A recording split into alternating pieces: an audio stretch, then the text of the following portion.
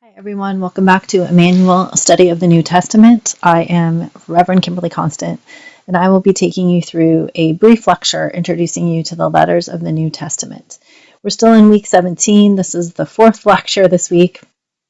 A lot of lectures, I know, but if you're following along real time, we're just coming back from our long, extended holiday break, so I'm trying to ease us in to the reading rhythm again by giving you some listening material. So this lecture is called Dear Reader.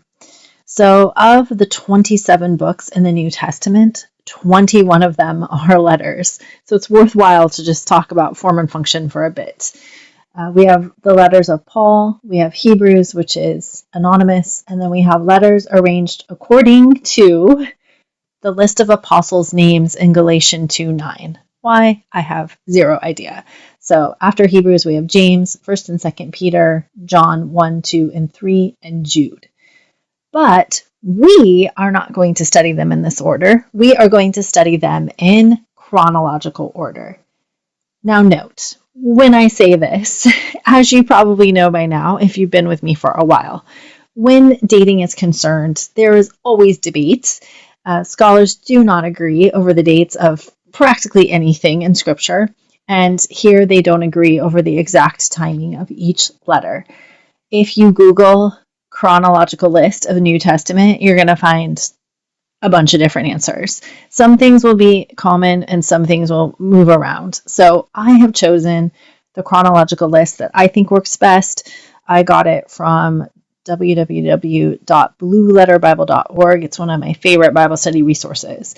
So I like them, I trust them, and it made sense to me.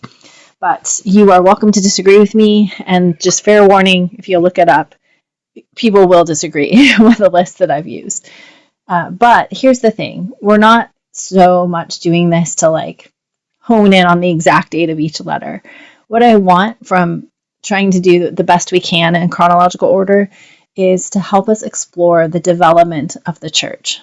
By looking at them in order, roughly, we're going to be able to better spot the way that the church is growing, the evolution of the issues that they had to contend with in these early days, and even the evolution of the differing kinds of persecution that they had to face. So it helps a lot to kind of give us a big picture of what's happening in the first century world of believers. So, with that said, the chronological letters and the book of Revelation. So for 50 AD, I'm putting James as the first letter. Most scholars agree with that. Some put him at 45 AD, writing his letter. It depends on whether you think he wrote it before the Jerusalem conference, which I talked about in our Acts lectures, or after the Jerusalem conference. I think after, so I'm going with 50. Then in 52 to 53 AD, we have 1st and 2nd Thessalonians. 57 AD brings us Galatians and 1st Corinthians. 58 brings us 2nd Corinthians and Romans. 62, we have Ephesians, Philippians, Colossians, and Philemon. 63, we have 1 Peter, Hebrews, 1 Timothy, and Titus.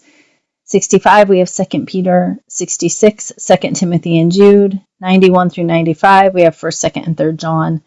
And in 97, we get the book of Revelation. Now, I have a much more extensive chart in, I think it's the first lecture I did on Acts, first or second, that has the Gospels put in here and sort of some of the big dates of things that happened in the early church. So go to that lecture, go look at the PDF for the first Acts lecture. I think it's in there. And you can even print those pages off if you want to kind of refer to as we're going through this study. So letters were then, as they are now, tools of communication, and they were quite common in the first century world. The term letter was used for many types of documents: commercial papers, legal papers, military reports, personal letters, which is kind of what I think of when I think of a letter, and of course the epistles. These were more formal and literary than a personal letter, and in fact, a lot of times our New Testament letters are referred to as epistles.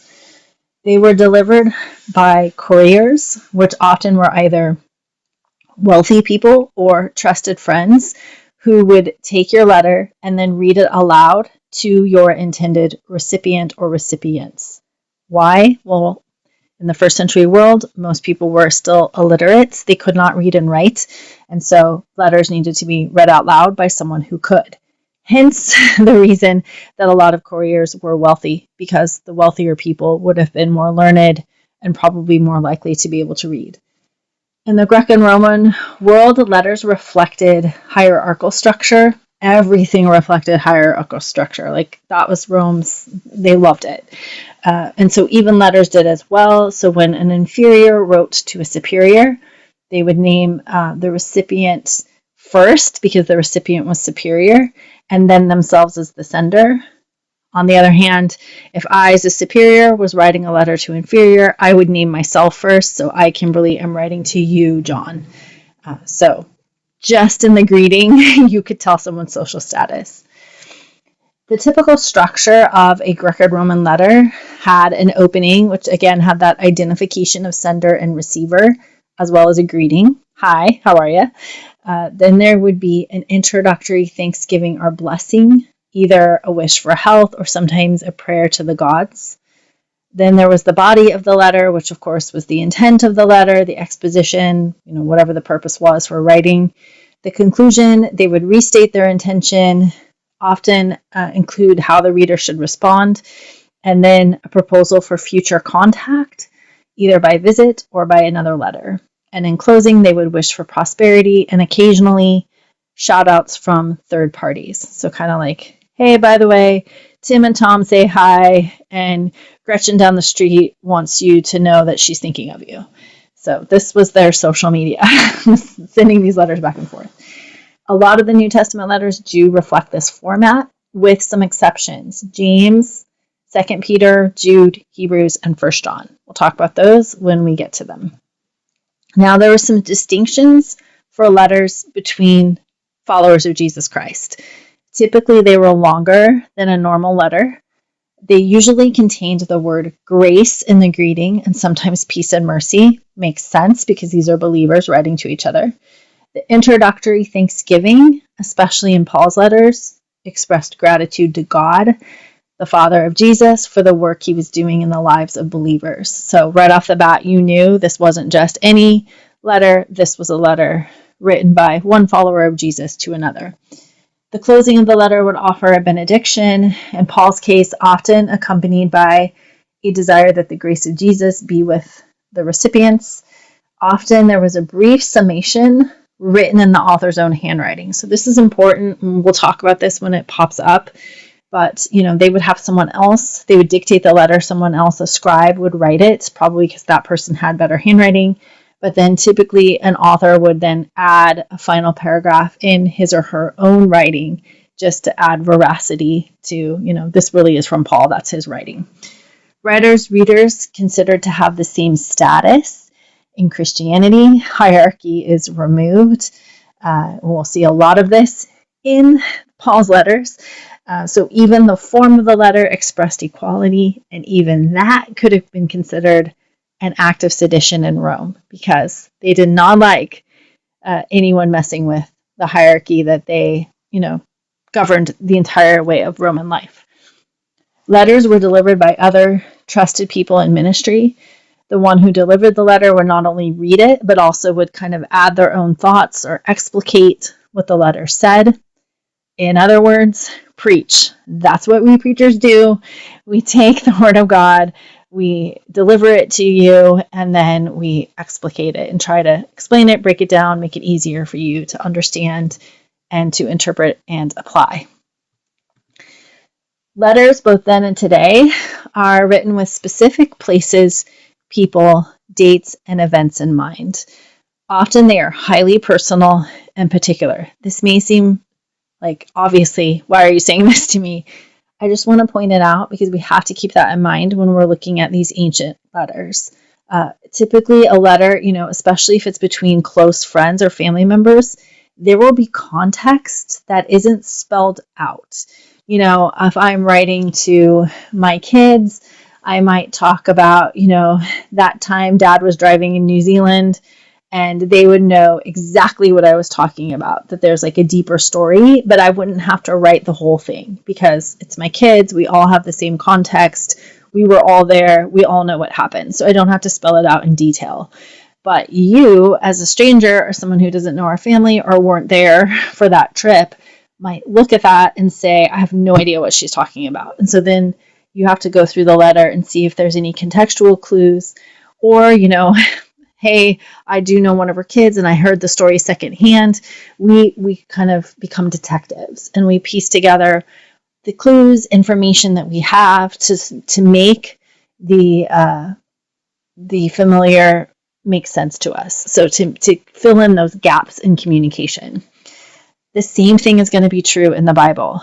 In certain instances, the letters are going to be very particular and personal. Like, for instance, Paul writes letters to Timothy, to one person, Timothy, and they are meant for Timothy. And so we have to assume that there's context missing in there that we don't understand.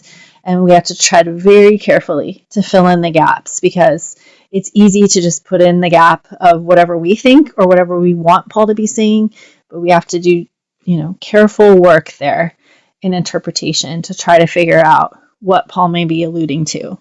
This is true as well, like in the Corinthian letters, because there's letters missing. So we have 1st and 2nd Corinthians, but there was probably more letters, at least one, if not two other letters that he wrote to that community that we are missing. And so we don't have full context for the discussion that's going on. And so we have to be careful. So how do we fill in those holes, those gaps in communication very carefully? And we'll talk about it as we see them. So the authors of the New Testament letters, some of them were very personal, but some of them have a broader audience. They definitely wrote with an awareness that they were leaders in the church and that whatever they said, even if it was just to a particular person, could be shared with other people in the church. So they were mindful of that. So as Paul's writing to Timothy, yes, he's being very specific for Timothy, but he's also aware that this letter might get circulated to other churches. So often they're writing to provide instruction, advice, encouragement, sometimes reprimands. They have kind of in mind building up the greater church and not just the one individual. Some of the letters specifically are intended to have a broader audience. They were meant to be circulated between the various house churches. And so these letters, you'll see the difference between a letter like that, for instance, and a letter to Timothy or Titus or Philemon. That's a very particular letter. So clues we use to help us fill in these gaps, fill in the holes of context that we're missing. First, we ask, do we know who wrote the letter? And do we know what he or she was like? Let's talk about Paul, because as we know, he authored a lot of the New Testament letters. We get a bit about Paul from Acts. We have some extra biblical sources about Paul, and then a lot from his letters themselves. We kind of, if you read enough of someone's letters, you get a feel of their style, their literary style, the way they talk, the things that they care about. And that's going to be true for Paul as well. And so that can help us to go, okay, yep, this seems like a letter from Paul. And so we know that Paul's going to talk a lot about grace, and he's going to talk about Jesus Christ and the sacrifice he made. And he's very concerned with unity in the church, for instance. The second question, do we know the date and do we know the situation that's behind the letter, i.e., what is happening in history? That's where going back to that chart that I gave you in the Acts lecture is going to help. We can look in that chart and go, okay, Paul's on his second missionary journey as he's writing this. Or, oh, look, Paul was in prison in Rome. Or, you know what, Andrew had just been martyred. So those kinds of things help us fill in some gaps. The next question, who is the recipient? Is the author writing to a specific person, like Titus or Philemon, or is he writing to a group of people, or even, more generally than that, like the people aren't even identified, like the letter of Hebrews? The next question, what is the reason that they're writing? Is the author writing to answer a specific question? We'll see this in the Corinthian letters. They had asked Paul things that he was then answering. Is he writing to prepare them for an impending visit? Is the author writing to address a particular issue that they want to talk about? So we'll see this in Corinthians as well, where Paul will be like, here's my answers to your questions. And oh, by the way, I want to talk about this. And then sometimes, they might be writing to expound on a subject of interest to the author.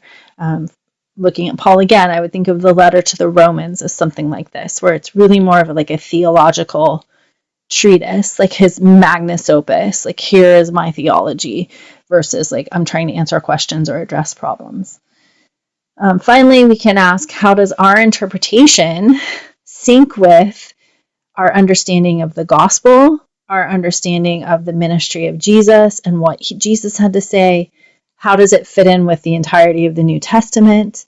How does our interpretation fit in with the context of the entire Bible? This is really going to be what we lean on when we look at some of the more difficult passages, the passages that often get taken out of context and get used to subjugate women, or in the past days of Christianity, to some people would take things out of context to argue that slavery was a good thing, things like that. We have to be very careful, and we have to make sure that we don't just look at the tree and miss the forest, and that's going to be really important as well, especially some of Paul's letters. All right, that's it. I told you it would be brief. So that's our introduction to the New Testament letters.